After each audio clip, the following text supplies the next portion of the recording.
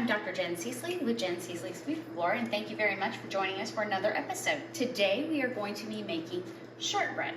3 simple ingredients takes us to a delightful dessert that can be enjoyed for breakfast or for an actual after dinner dessert. We are going to be starting with 8 ounces, 1 cup of butter. Do not use margarine with this, it will not work. You definitely want to have butter. I happen to be using an Irish butter today. As we have talked about in other episodes, I use a lot of butter, and this one was probably on sale at Costco. I am not a paid advertiser for Kerrygold, but it just turns out that it does have a delightful finish. So what I'm going to do, I'm going to soften that first in my stand mixer. You don't have to have a stand mixer, but I do suggest a mixer, just because of the necessity and the hardness of breaking up the butter and needing to cream it with the sugar. Again, 8 ounces of butter, and I'm going to add in half a cup of granulated sugar. Just going to add that in, and what that's going to do is incorporate together and kind of give a sandy texture, and that's the base of the cookie. It is a cookie. It is a bar cookie that goes into a 13 by 9 casserole. You want to use a glass pan for this. Funny story, when I first made this recipe years ago, it was at night, and again, first time making it, and it said a 9 by 13 casserole dish. Well, I looked through all of my casseroles trying to say, I don't have a 9 by 13, I have 13 by 9. Happens to be the exact same measurement, just a little silly. So, the dish is a 13 by 9 or a 9 by 13. Okay, right now I have some incorporation that's happening.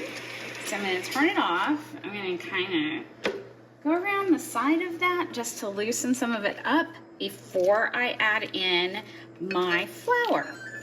And there goes my oven at the desired temp of 325 degrees. A little bit of sugar left in there. We're going to get every piece. And then I'm going to slowly add in 2 cups of all-purpose flour. The reason I say slowly is I don't really want to wear this today. So I'm going to trick. It's in there. I don't want to wear it. It's still a little bit, so you cover it with a tea towel to do the initial spread. There we go. Now I'm not wearing it. I'm going to turn that up a little bit to start incorporating. I'm going to add in more. Just adding a little at a time to prevent, and I lock it down. You don't have to lock it, but it's just a habit for me to where it won't jerk with the addition of more flour to the butter and sugar mixture. There we go. Starting to incorporate, starting to get that texture that I want, which is a light dough. I can also add in some flavorings if you like. You could add in vanilla extract if you like. You can also add in a little bit of almond extract. You can also add in orange or lemon, and you can add in as well the zest of an orange or the zest of a lemon to give it more flavor. I've also been known to add in the little miniature chocolate chips. You don't want the big chocolate chips just because they're kind of big for this. This is a flat kind of dough. It's going to be very shallow. And coming together, I can see I have a chunk of butter on my mixing implement. So I'm going to take that off so that I can get a full incorporation. Very simple. Like I said, 3 ingredients. I want to make sure I have my mise en place, which means I had all of my ingredients already measured out and ready to go. It makes this dish come together a lot faster. And now I can see my dough is incorporated. You don't have to mix it a long time. Just trying to get all those little bits. I'm going to take one more chance of going around the bowl because, of course, mixing bowl, you never get all the stuff on the side. So I want to make sure I get every little bit of butter possible. This is a butter cookie. So there we go. See it still. Lock it down. And there I go. That's it. Super simple. Going to scrape this off. I'm going to make it a little easier and just scrape it into my glass casserole. You do not need to do anything to prepare this. It does not require greasing or buttering because it is a butter cookie and it will not stick to the pan. Again, it's one of those simple desserts that just comes out so well and pretty simple. I'm gonna sit here and scrape off every bit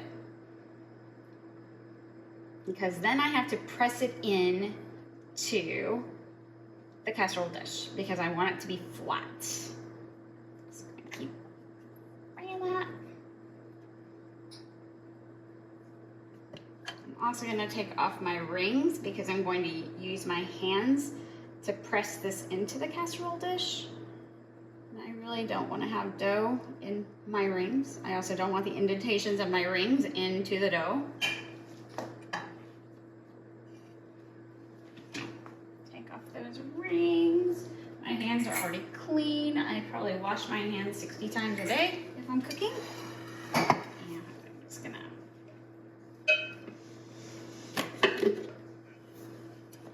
pour that into my bowl, into the casserole, I mean.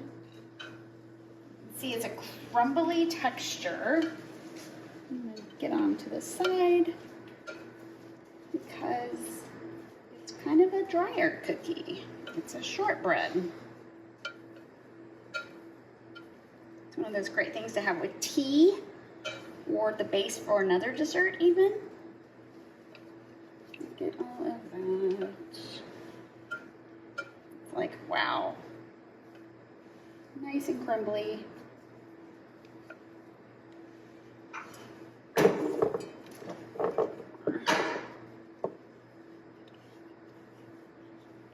It's pretty easy to get it all out of the mixing bowl. There we go. Now I'm going to clean it off of my lovely spatula.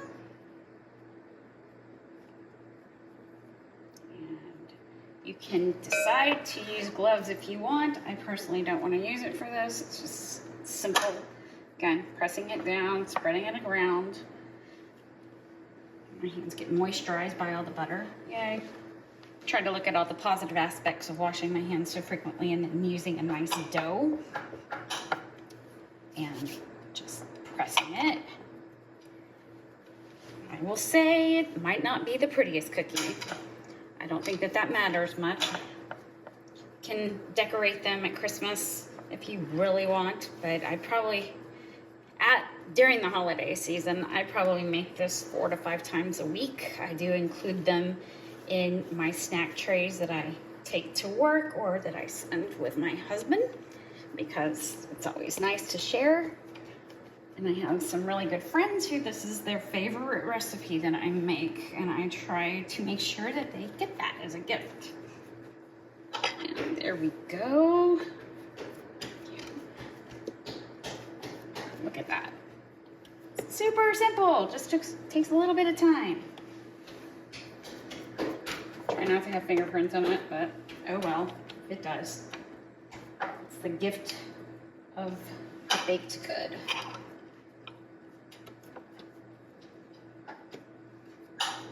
A little bit more on this side over here, not quite even. The reason I'm doing that is to allow for it to bake at an even level. Just kind of going down the side, making it a little prettier. There we go. Look at that. Now what we're gonna do, we're gonna bake this for 35 to 40 minutes.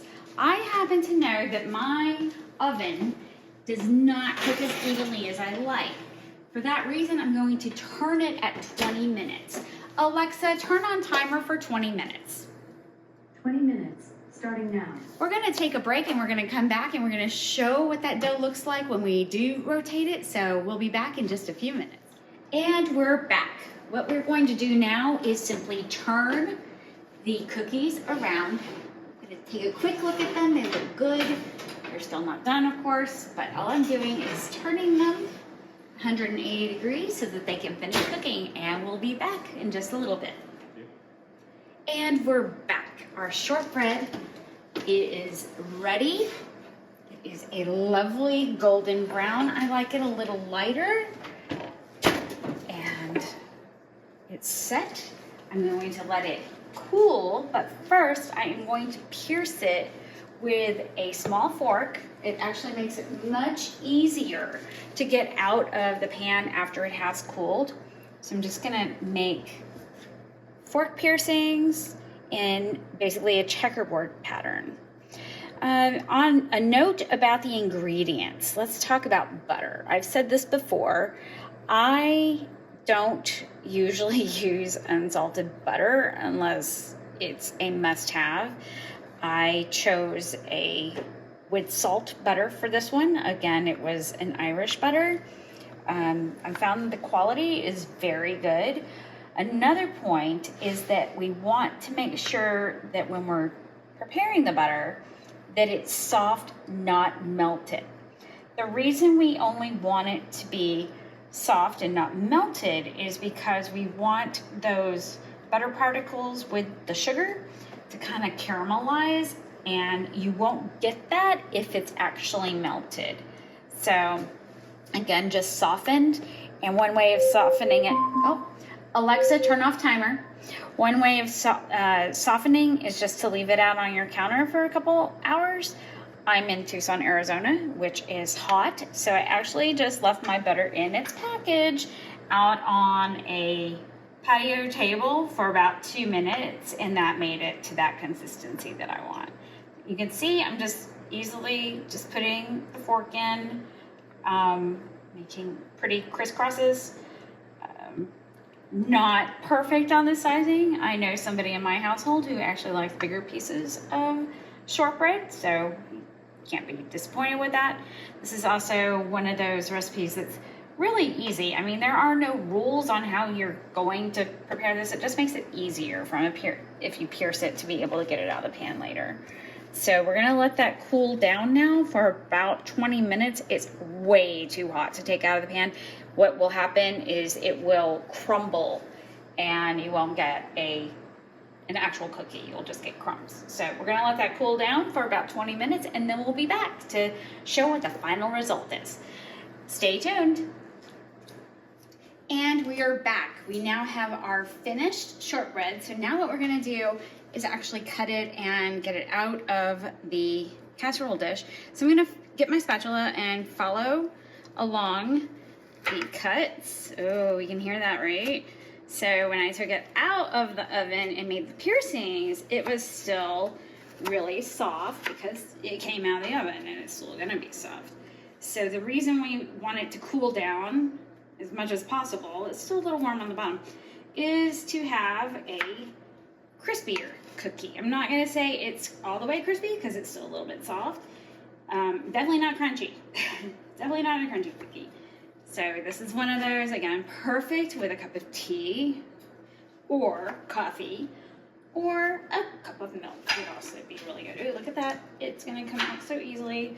Again, just following these. Nope, they're not even. I don't want them to be even. I mean, other people who might be perfectionists can go for the even cut. I personally don't want it. I like rustic. You can also have, even though it'd be a little sweet, to have these with jam is one other choice to gussy it up a little. You can also, great one, is melt some chocolate and dip some of them into chocolate. See, look at that.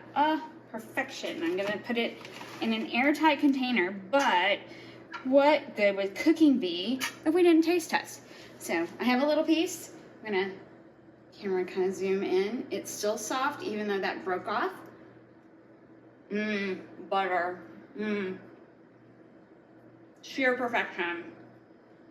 Delicious and highly recommended. I have food in my mouth, but I'm still on talk. So, thank you very much for joining us for today's episode of Jenn Seasley's Food Lore. I'm Dr. Jenn Seasley, and remember, every dish has a story. Tune in next time for another episode.